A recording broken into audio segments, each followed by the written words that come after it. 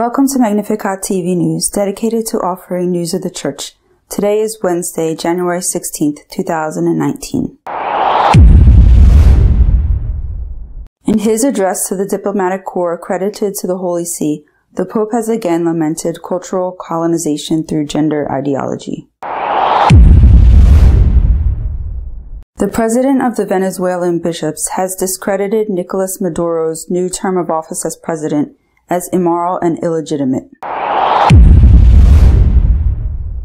The U.S. Diocese of Pittsburgh has called Cardinal Wuerl's bluff, who denied knowledge of the misdeeds of the former Cardinal McCarrick. Not only is the Catholic Church in Poland not in crisis, but more and more Catholics are going to Mass. There are some dioceses where over 70% practice the faith. Cardinal Mueller has rejected clericalism as being the cause that has led some priests to abuse minors. Gender ideology has become a tool of cultural colonization. The Pope has denounced it as such in his address to the diplomatic corps. The Pope has delivered the traditional Epiphany address to the diplomatic corps accredited to the Holy See. The Vatican holds diplomatic relations with 183 states, in addition to the European Union and the Sovereign Order of Malta. Of these, 89 have an embassy before the Pontiff. The Pope gave an extensive speech, which involves specific allusions to countries in complicated situations: Syria, Nicaragua, Venezuela, Congo, and North Korea, references to migratory and environmental problems, an asset of the agreement signed with China for the appointment of bishops, and 2 references to gender ideology. In his address, the Pope cited among the causes of the failed relations between states the growing influence within the international organization of powers and interest groups that impose their own visions and ideas, sparking new forms of ideological colonization, often in disregard for the identity, dignity, and the sensitivity of peoples. He also referred to the abuses committed against children. The Holy See and the Church as a whole, he said, are working to combat and prevent these crimes and their concealment in order to ascertain the truth of the facts involving ecclesiastics and to render justice to minors who have suffered sexual violence, aggravated by the abuse of power and conscience. The president of the Venezuelan bishops could not have been more clear and convincing when discrediting President Maduro, who has again taken office. The president of the Venezuelan Episcopal Conference, Archbishop Jose Luis Azuaje, stated that history will give its verdict on Nicolas Maduro's assumption of office for an additional 6-year term. But he warned that the leader's performance has become illegitimate and morally unacceptable, since he continues to lead the country to the cliff. On January 10th, Maduro took office in his second term as president, which should last until 2025. However, more than 40 governments have announced that they will not recognize him as leader due to the doubts around the legitimacy of the elections on May 20th, 2018, in which there was a high absenteeism and a large part of the opposition did not participate. Archbishop Azuaje announced the fact that in Venezuela, great poverty rates continue, and along with hyperinflation, corruption, and other things that have caused the collapse of the health institutions and the migration of millions of people. Furthermore, there is a greater threat and repression, uncontrollable violence that has killed over 20,000 people in 2018. There are also hundreds of political, civil, and military prisoners who cry out for justice. The prelate also demanded that power be returned to the National Assembly, whose governance was electorally entrusted to the opposition, but was replaced with a National Constituent Assembly by the government. The Diocese of Pittsburgh has reported that while the current Cardinal Wuerl was bishop there, He was aware of the immoral actions of the former Cardinal McCarrick, something that Worrell had always denied. The Diocese of Pittsburgh has reported that Cardinal Worrell received a complaint regarding the immorality of the ex-Cardinal McCarrick in 2004. Since the McCarrick scandal has made public, Worrell has stated that he did not know about his behavior until 2018. According to the Pittsburgh Diocese, Cardinal Worrell sent the complaint he received regarding the ex-Cardinal McCarrick in 2004 to the Apostolic Nuncio in Washington. A spokesperson for the Archdiocese of Washington, of which Worrell is apostolic administrator, confirmed that a complaint against McCarrick was submitted to Worrell while he was Bishop of Pittsburgh as part of a complaint filed by the priest Robert Ciolic, now secularized. Cardinal Worrell is explicitly mentioned in the letter that Monsignor Carlo Vigano published, and in which he states that Pope Francis knew about the former Cardinal McCarrick's immorality. According to Vigano, Worrell was aware of everything, although he denied it. What has just become known now vindicates him. Not only does Poland continue to be Catholic, but every day it is even more so. Contrary to what is happening in other countries, more and more Catholics are going to Mass.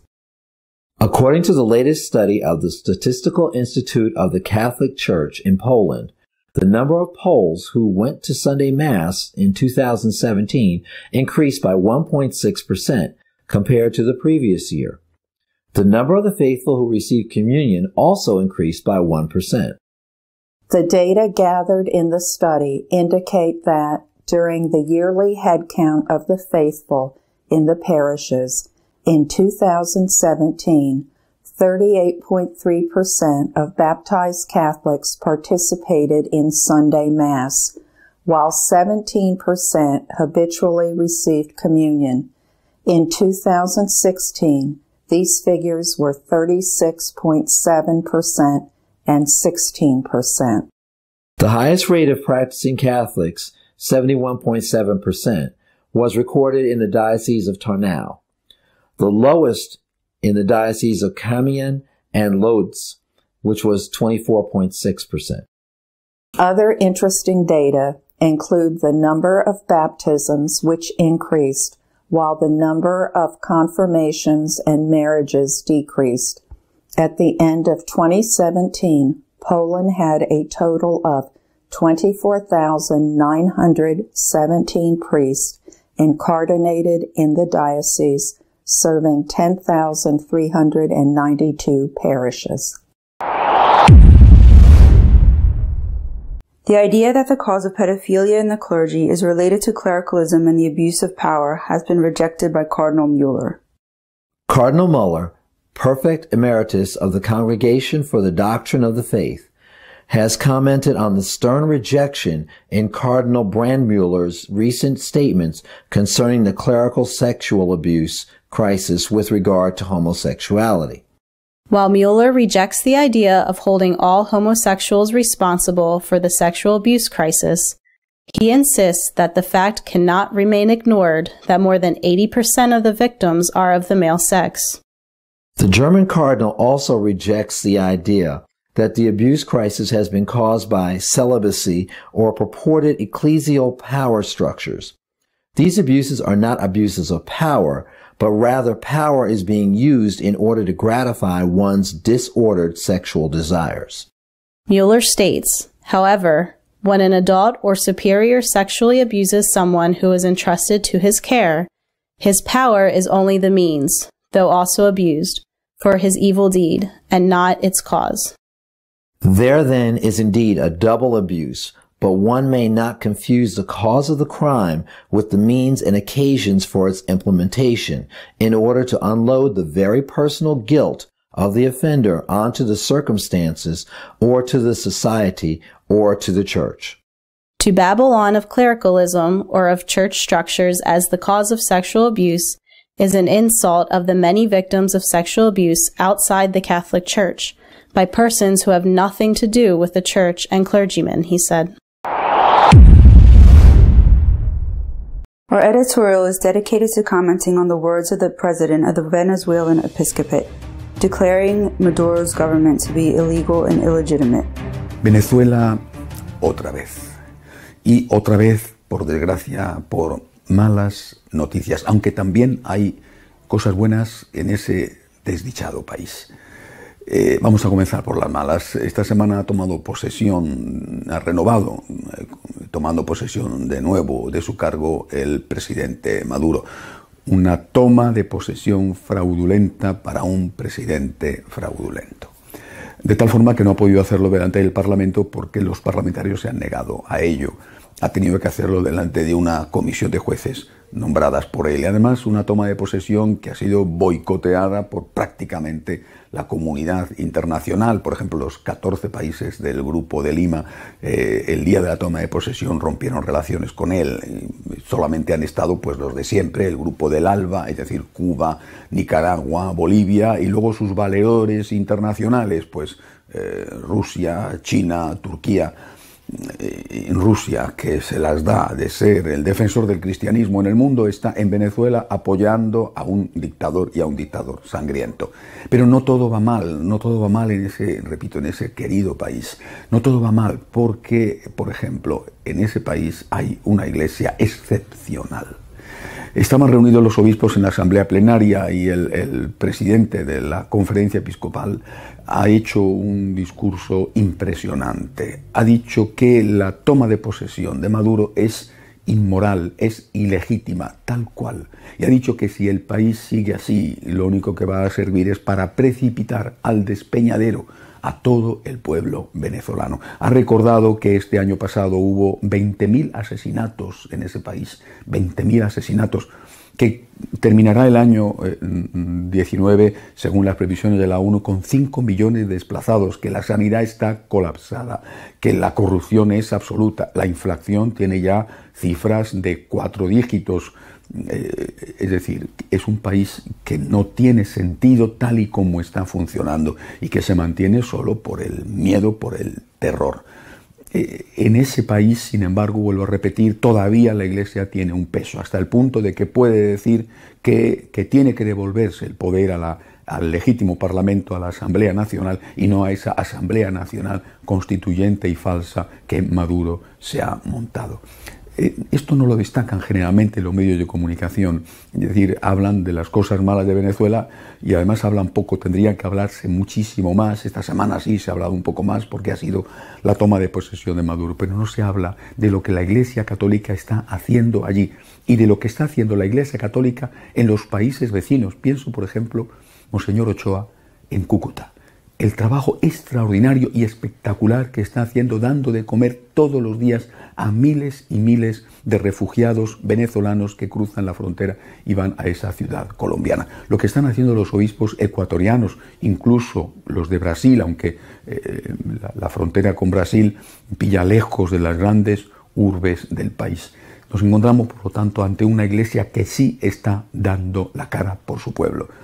Por amor a Cristo y por amor a su pueblo. No ha huido, está al lado de la gente que está sufriendo. Esto hay que destacarlo, es justo destacarlo y además es un motivo de esperanza. Cierto que los obispos venezolanos o los curas venezolanos no son los únicos hombres de bien en Venezuela, pero creo que mientras existan personas así, personas como estos obispos, personas como estos sacerdotes, Venezuela tiene esperanza. Venezuela es noticia por las muchas cosas malas que pasan en ese desdichado país.